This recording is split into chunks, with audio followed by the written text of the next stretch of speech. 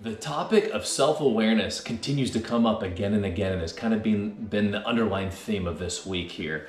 And so I wanted to jot some notes down when I had some time set aside so I can come in here and get some of this information out, because it would be a shame if only the people in here got this wonderful lesson of this theme that continues to cycle. And so I wanted to just lay it down for you. I'll keep it somewhat brief, but I'm just going to go ahead and go for it. So self-awareness, a buddy of mine actually is the one who shared this definition. It's one of the best I've heard. He said, so self-awareness is this: understanding what I do that gets in the way of what I want and why I do it. Wasn't that amazing? I'm gonna read that again because that really resonates. So to be self-aware, the definition is understanding what I do that gets in the way of what I want and why I do it. And so the ultimate goal is, or the goal becomes, for me to own my stuff. And that is so difficult, even though it sounds so simple in theory, but that goal is really owning my stuff first. So even if we look biblically, there's that scripture that says, I must remove the plank from my own eye before I remove the speck from my brother's. And so as I'm becoming more self-aware, it allows for this more inward looking of what's going on. How do I own my stuff regardless of what's happening externally? And so often that is really, really difficult, especially early in recovery. And so we're really wanting to own our own stuff, looking from within. And so what it does is it begins to create a safe place that removes blame. And that's really, really what we're looking for, is how do I remove blame in order so I can grow? And so when we feel safe, we tend to listen, and then we can understand as opposed to defend. So many times there's blame, there's defensiveness, and by owning it, we can actually understand and move forward. And so as we learn to self-confront, so that's been a huge theme this week, is self-confrontation versus external confrontation.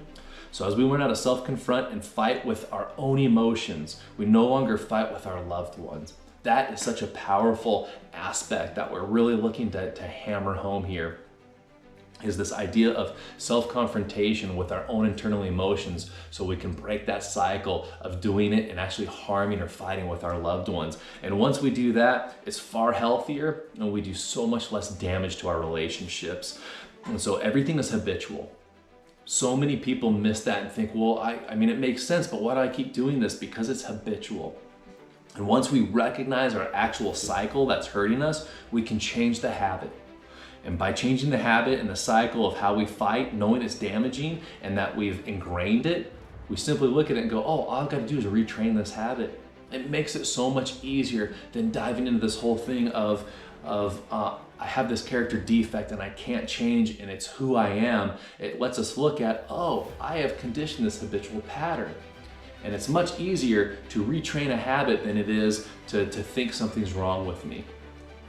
And so Charles Duhigg actually wrote this amazing book called The Power of Habit, and he broke it down into 3 simple steps: cue, routine, reward. And he basically says you need to interrupt the routine, which is the pattern and the conditioning part, in order to break the cycle. So when there's a cue or a stimulus, if it's a loved one comes home and slams the door and says, honey, what the hell, or whatever it is, that's the cue. The routine is we go right to our old patterns that actually harms us, and we can recondition to break that cycle. So again, once we own our stuff, we can learn our cycle of when we are healthy and in touch, with our healthy self, which is living within our primary emotions, as opposed to our unhealthy self, which is our secondary emotions, or outside of our own little wheelhouse, if you will. So think of it like this.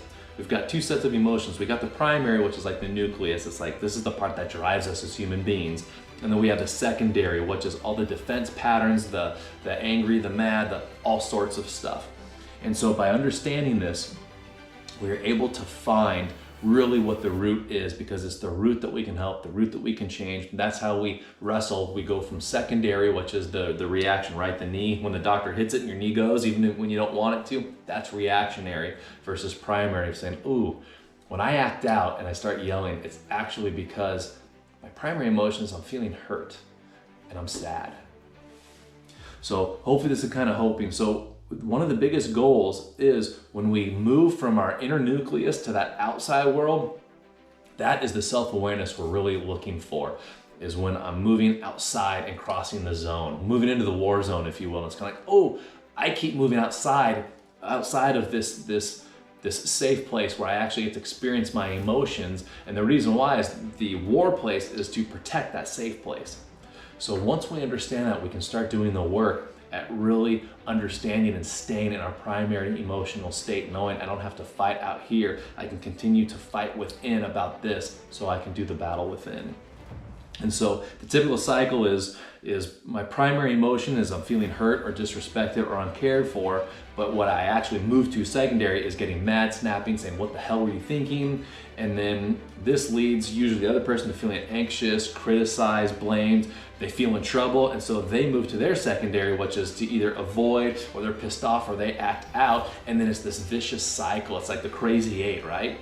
And once this comes over here and we get out, that triggers them, they become the stimulus, they start going to their secondary, they come to us, and it's just this never-ending cycle. So the way that we break the cycle is understanding, wait a minute, I went to the outside, I gotta come back to the inside, here's what I'm feeling.